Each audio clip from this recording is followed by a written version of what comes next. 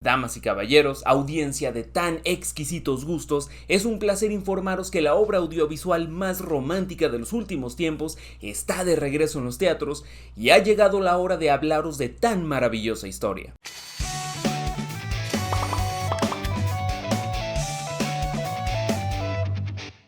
Orgullo y Prejuicio cuenta la historia de Elizabeth Bennet, quien tras conocer al misterioso señor Darcy, piensa que es la última persona con quien se querría relacionar, pero conforme sus vidas se entrelazan, Elizabeth queda cada vez más cautivada por ese hombre a quien tanto desprecia. Orgullo y Prejuicio se ha convertido en todo un clásico, no por nada está de regreso en los cines en su 20º aniversario y con todo un fandom apoyándola en taquilla. Si alguna vez te piden una recomendación de una película de época, con vestuarios opulentes, bailes elegantes y personajes británicos hablando de la forma más cordial que el inglés les pueda permitir, inmediatamente piensas en Orgullo y Prejuicio, una película de época que no solo contiene todo lo que puedas desear de una película de época, sino que es una historia que habla sobre el amor y las relaciones humanas.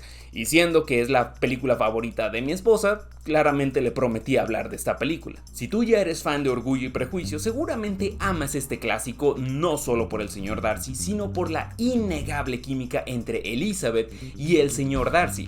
Este romance no es uno convencional porque, a diferencia de lo que uno podría pensar, estos dos protagonistas se ven envueltos en constantes peleas y malentendidos, y suelen terminar sus conversaciones con alguno que otro insulto discreto.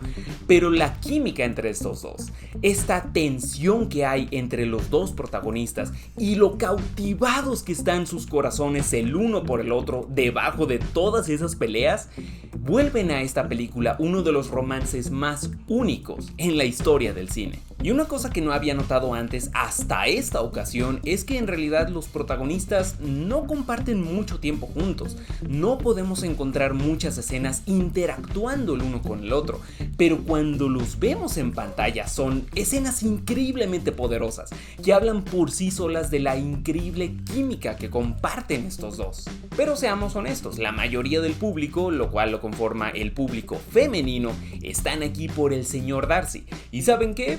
Puedo entender por qué. No solo es un hombre apuesto y extremadamente rico, es un hombre sencillo, tímido y muy ingenuo detrás de toda esa opulencia, lo cual de cierta forma compensa esa falta de carisma que a veces expresa. Y como por ahí suelen decir, es un hombre que resuelve.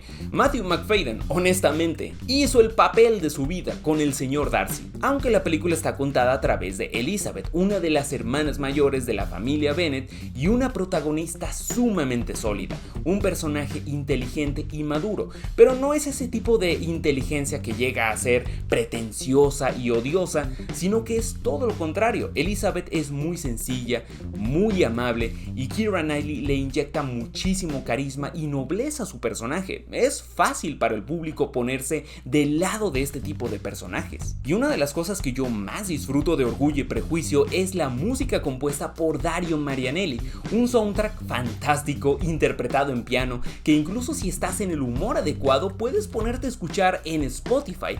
Y personalmente para mí este soundtrack tiene un significado todavía más profundo porque, les cuento de forma rápida, algunos de los temas de Orgullo y Prejuicio formaron parte de la playlist de mi boda hace algunos años, entonces sí, no puedo evitar tener cierto aprecio por este soundtrack tan fantástico de Marianelli. Siendo una película de época, puedes esperar estos dramas un tanto superficiales donde, por ejemplo, uno de los personajes llora desconsoladamente porque quizá no lo invitaron a una fiesta o algo así, pero algo que no recordaba es que esta es una película con un sentido del humor muy inteligente. Es una película muy divertida que no depende de los punchlines usuales de las películas, sino que lo gracioso de esta película está en el sarcasmo de sus personajes, entre los insultos que se dicen entre líneas, y por ejemplo es muy divertido cuando el señor Darcy entra abruptamente en una habitación queriendo decir algo muy específico y termina diciendo una tontería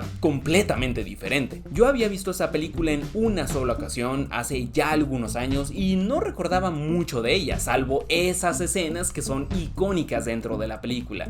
Yo personalmente fui a una una sala de cine con los boletos completamente agotados, y el público, en su mayoría público femenino, estaba muy entusiasmado con esta película, sobre todo cuando llegaron estas escenas, como cuando el señor Darcy declara su amor a Elizabeth bajo la lluvia, o cuando le invita a bailar por primera vez, y por supuesto, la escena cuando Darcy camina a través de la niebla para llegar a Elizabeth.